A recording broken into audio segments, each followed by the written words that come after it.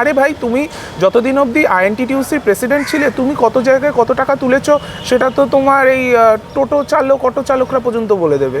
শ্রমিক ভট্টাচার্য ভালো মানুষ হতে পারেন, কিন্তু কিছু মনে করবেন না স্যার, আপনার পার্টির কেউ আপনার কোনো কথা পোছে না, তারা উল্টে আপনার সম্বন্ধে বলবেন না তো, কারণ ওটা তো উনি বিজেপির টাকাতে মসজিদ করছিলেন। উনি তো বিজেপির সাথে তো সেটিং করেছিলেন, কত 200 কোটি টাকা সেটিং করেছিলেন না।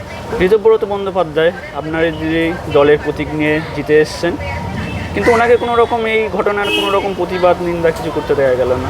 হ্যাঁ, তিনি তো উল্টে সমর্থন করছেন। তিনি বলছেন মমতা বন্দ্যোপাধ্যায় চোরটা ডিজার্ভ করেন, তিনি নাকি চোর শোনেন না। আরে ভাই, তুমি যতদিন অবধি আইএনটিটিউসির প্রেসিডেন্ট ছিলে তুমি কত জায়গায় কত টাকা তুলেছো সেটা তো তোমার এই টোটো চালক অটো চালকরা পর্যন্ত বলে দেবে। তো তোমার কথা, তোমার গুণকীর্তন আমি আর করতে চাই না, ঠিক আছে? এই বালিশচাটা, এই ধরনের গদ্দার বেঈমান, এদের বক্তব্য বাংলার মানুষ কেউ শোনে না। মুখ্যমন্ত্রীর পেছনে পেছনে ওই আগে একটা অ্যাড দেখাতো না, ভোডাফোনের একটা অ্যাড, সেইখানে দেখতেন একটা ছোট্ট একটা সারমেয় ছিল, ঠিক সেই রকমভাবে মুখ্যমন্ত্রীর পেছনে পেছনে ঘুরে বেড়ান। ইনি হচ্ছেন আমাদের বাংলার বিরোধী দলনেতা। বলতেও লজ্জা লাগে, ঘেন্না লাগে।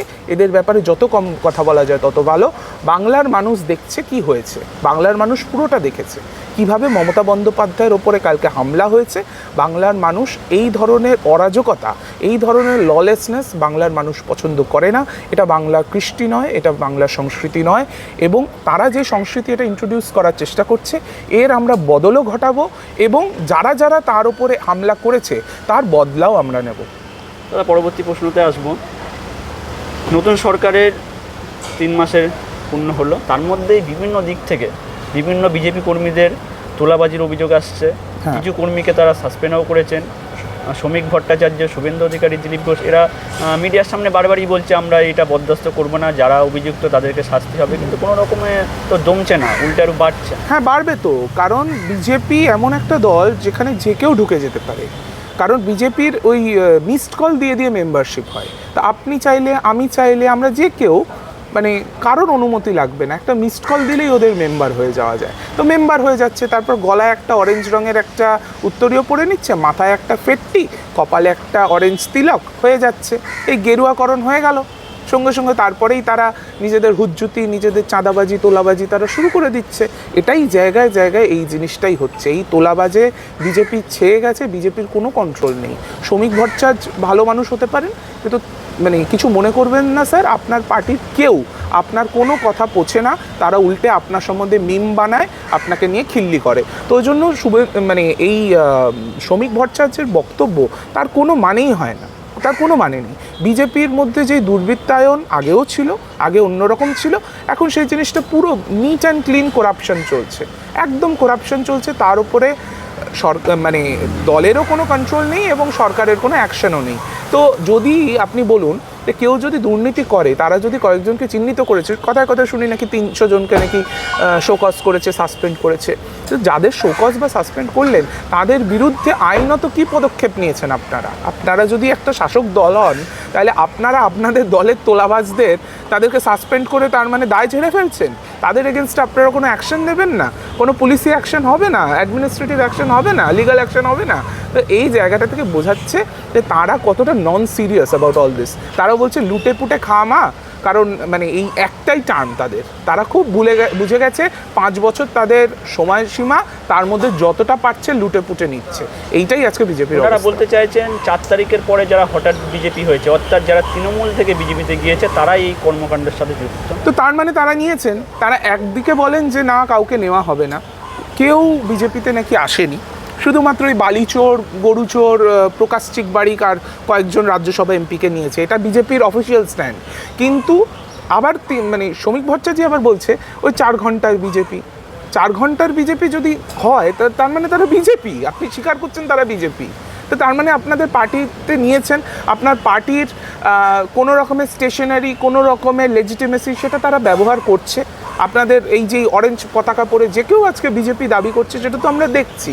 তো তার দুর্বৃত্তায়ন আপনার দলে শুরু হয়ে গেছে, সেটার ওপরে আপনার কোনো রকমের নিয়ন্ত্রণ নেই, আপনি কিছুই করতে পারছেন না। আপনি এসে কিছু ভাষণ দিচ্ছেন, টিভির সামনে ভালো ভালো ভাষণ দিচ্ছেন, আর সরকারের কোনো অ্যাকশন নেই, সরকার নাকি কাউকেই চিনতে পারছে না। কালকেও শ্রমিক ভট্টাচার্য বলেছেন, যখন প্রাক্তন মুখ্যমন্ত্রীর ওপর হামলা হয়েছে, বলেছে দূর দূরান্ত অবধি বিজেপির কারোর সাথে কোনো সম্পর্ক নেই। তাইলে যারা এই আমরা যেই নেতাগুলোকে দেখিয়েছি, আপনাদের আমরা ছবি পাঠিয়ে দেবো, সেই নেতাগুলো তাহলে কারা? তারা তো বিজেপির নেতা, তাদের সাথে অর্জুন সিংয়ের ছবি রয়েছে, তারা পদাধিকারী, এবং তাদের নেতৃত্বে কালকে মমতা ব্যানার্জির ওপরে এই অ্যাটাকটা হয়েছে এবং সারা বিশ্ব এটা নিয়ে ধিক্কার জানিয়েছে। এটা আপনাকে বলছি, মমতা ব্যানার্জি একজন ছোট কোনো, ইনি পাড়ার পাঁচু নন, তিনি মমতা ব্যানার্জি।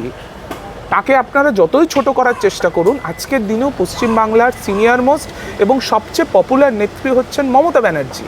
তার মুখ দেখে বাংলার মানুষ 41% অফিসিয়ালি ভোট দিয়েছে। জিনিসটা আরও বেশি হতো, আপনারা সেটা চুরিচামারি করে জিতেছেন, সেটা আলাদা ব্যাপার। আজকের দিনেও she holds 41% of the popular mandate. এটা আপনারা ভুলে যান, আপনারা ভুলে যেতে পারেন, কিন্তু বাংলার মানুষ কিচ্ছু ভুলছে না। বাংলার মানুষ সমস্ত কিছু নোট ডাউন করে রাখছে এবং যথাসময় যথাযোগ্য জবাব এর আমরা দেব। দাদা, পরবর্তী প্রশ্নতে আসবো। রাজ্যের বিভিন্ন মসজিদের কর্তৃপক্ষদেরকে থানায় ডেকে পুলিশ তাদেরকে নাকি নির্দেশ দিচ্ছে মাইক খুলে নেওয়ার। একদম, এই জিনিস কিন্তু লিখিত দেওয়া হচ্ছে না তাদেরকে। ঠিক, কিচ্ছু লিখিত তারা দিচ্ছেন না, তারা ডাকছেন, চা খাওয়াচ্ছেন, নিয়ে বলছেন যে আমাদের ওপর থেকে চাপ আছে, আপনাদের মসজিদের ওপর থেকে লাউডস্পিকার খুলে নিতে হবে। এই যে মানে একটা ভয় ভীতি দেখানো, তারা তো এক সময় বলেছিলেন যে ভয় আউট ভরসা ইন, সেই জায়গা থেকে আমরা দেখছি একটা ভয়ের একটা বাতাবরণ তারা সৃষ্টি করছে। এই ভয় দেখিয়ে দেখিয়ে লাউডস্পিকার খোলানো হচ্ছে, এটা করে কিন্তু আগামী দিনে তারা একটা দাঙ্গা বাঁধানোর চেষ্টা করছে। কারণ মানে মানুষ এত কিছু বোঝে না, যারা গ্রামের মানুষ হয় না, তারা এত কিছু বোঝে না। তারা বুঝবে যে ও তাহলে ওই সরকার, ওই হিন্দুদের সরকার, তারা এসে আমাদের মাইক খুলে নিল, এই জিনিসটা তারা ভাববে, নিয়ে গ্রামে গ্রামে একটা হিন্দু মুসলিমের একটা দাঙ্গা বাঁধবে। কারণ তারা তো বুঝবে না, তারা গিয়ে নিজেদের প্রশ্ন করবে হচ্ছে ইমাম সাহেবরা বলবে যে আমাদের পুলিশ বলেছে খুলে নিতে। এটা করে মানুষের মধ্যে একটা বিক্ষোভ সৃষ্টি করার এটা একটা চেষ্টা। এবং আমি মনে করি এটা তাদের যে বিফলতা, তাদের যে দুর্বলতা সরকারের, সেইটাকে ঢাকার একটা বৃথা চেষ্টা মাত্র। মানে ধর্মের দিকে চলে যাওয়া হচ্ছে না, ধর্ম করে এগুলো হচ্ছে মানুষকে ভুলিয়ে রাখা। অ্যাকচুয়াল তারা যেগুলো তাদের যেগুলো পারছে না যেগুলো করতে, বিফলতা যেগুলো, ধরুন অন্নপূর্ণা ভাণ্ডার দিতে পারছে না, ধরুন ডিএ দিতে পারছে না, যুব শক্তি দিতে পারছে না, কিছুই তো পারছে না। এখন অবধি তো এই সরকারের কোনো অ্যাচিভমেন্ট নেই। তো সেই সরকার চাইছে মানুষকে এই সমস্ত করে ভুলিয়ে রাখতে। কিছু সংখ্যক মানুষ হয়তো এই জিনিসটাকে সমর্থন করতে পারে, আর কিছু সংখ্যক মানুষ খেপে যাবে, ব্যাস এবার তোলা লড়, আমাদের আর কিছু করতে হবে না। এইটাই হচ্ছে ব্যাপার। আর আপনাদের আমি এই জিনিসটাও বলি যে এটা করে তারা কিছু করতে পারবে না, কারণ আইন অনুযায়ী একটা ডেসিবেল বেঁধে দেওয়া আছে, সেই ডেসিবেলের মধ্যে রাখলেই তো হলো। বিষয়টা যদি আমাদের হয় নয়েজ পলিউশনকে কন্ট্রোল করা, তো তাহলে আমাদের বলতে হবে যে আপনারা ভলিউমটা কমান, ভলিউমটা আপনাদের 65 ডেসিবেলের মধ্যে রাখলেই তো হলো। তো তাহলেই ব্যাপারটা মিটে যায়। এখানে লাউডস্পিকার খোলার তো কোনো নির্দেশ নেই, এবং আপনারা একটা লিখিত দিতে পারছেন না, কারণ আপনারা জানেন যে মাত্র আপনারা লিখিত দেবেন, সঙ্গে সঙ্গে সেই জিনিসটা কোর্টে চ্যালেঞ্জড হবে, কোর্টে একটা জনস্বার্থ মামলা দায়ের হবে। আমরা আপনাদেরকে তৃণমূল কংগ্রেসের পক্ষ থেকে এটা আশ্বস্ত করতে পারছি যে যেই সমস্ত মসজিদ কমিটি হোক, মন্দির কমিটি হোক, তারা যদি আমাদের সাথে যোগাযোগ করেন, তাদের জনস্বার্থ মামলা দায়ের করতে আমাদের দলের তরফ থেকে আপনাদের মানে লিগ্যাল সাপোর্ট দেওয়া হবে। ভোটের আগে হুমায়ুন কবিরকে দেখা গিয়েছিল মসজিদ বানানো নিয়ে তিনি খুবই একটা প্রচার করেছিলেন। এখন যখন মাইক খোলা হচ্ছে, ওনাকে কিছু বলা হচ্ছে? কিছু বলবেন না তো, কারণ ওটা তো উনি বিজেপির টাকাতে মসজিদ করছিলেন। উনি তো বিজেপির সাথে তো সেটিং করেছিলেন, কত 200 কোটি টাকা সেটিং করেছিলেন না, বলেছিলেন আমার 1000 কোটি টাকা চাই, তাইলেই আমার হয়ে যাবে, আমি সরকার সরিয়ে দেবো। তো সেই জায়গা থেকে তিনি ভোট কাটার চেষ্টা করেছেন, ভোট কাটুয়া হিসেবে তিনি কাজ করেছেন। কিন্তু আজকের দিনে তিনি আর কিছু বলবেন না। তিনি তো কিছুদিন আগে মুখ্যমন্ত্রীর সাথে নবান্নে দেখা করতে গেছিলেন, কি সেটিং করতে গেছিলেন। এই জিনিসগুলো বাংলার সাধারণ সংখ্যালঘু সমাজের মানুষ তারা বুঝতে পারছেন, এবং তারাও এর জবাব এই বিজেপিকে এবং বিজেপির যেই মানে যারা দালাল বৃত্তি করে তাদের সবাইকে সঠিক সময় দেবে। এটা আমরা খুবই স্পষ্ট। সেটা আপনি হুমায়ুন কবির বলুন, সেটা আপনি নওশাদ সিদ্দিকী বলুন, এরা সবাই শুধুমাত্র বিজেপির যে এজেন্ডা তার একটা অ্যান্টিথেসিস হিসেবে তারা কাজ করে। শেষ প্রশ্ন করবো দাদা, শোনা যাচ্ছে বিভিন্ন কর্পোরেশনগুলোতে ওয়ার্ডের পুনর্বিন্যাসের একটা করা হচ্ছে, এটা নিয়ে কিছু বলবেন? হ্যাঁ, অবশ্যই। যেই পুনর্বিন্যাস হচ্ছে সেখানে একটা চেষ্টা করা হচ্ছে যাতে মানে এক্সিস্টিং যে ওয়ার্ডগুলো ছিল তার যেরকম জনবিন্যাসটা ছিল সেইটার একটা পরিবর্তন করে যাতে নিজেদের দিকে একটা ইলেকটোরাল বেনিফিট আসে। ঠিক এই জিনিস তারা করেছিলেন এর আগে অ্যাসামে। এরপরে তারা যখন রাজ্যেরও তারা যখন বাউন্ডারিগুলো আবার রিড্র করবেন, তারা যখন আবার ডিলিমিটেশন করবেন, তখনও তারা এই জিনিসগুলো করবেন। এগুলো করে শুধুমাত্র নিজেদের রাজনৈতিক ফায়দা তোলাটাই তাদের উদ্দেশ্য। কিভাবে নিজেদের কাউন্সিলর সংখ্যা, পার্ষদ সংখ্যা, কি করে নিজেদের এমএলএ সংখ্যা বাড়ানো যায়, এটাই তাদের লক্ষ্য।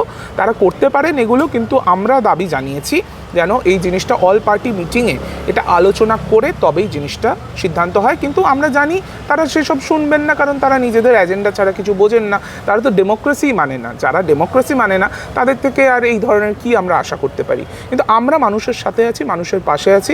মানুষ সঠিক জবাব সঠিক সময় দেবে। ধন্যবাদ দাদা।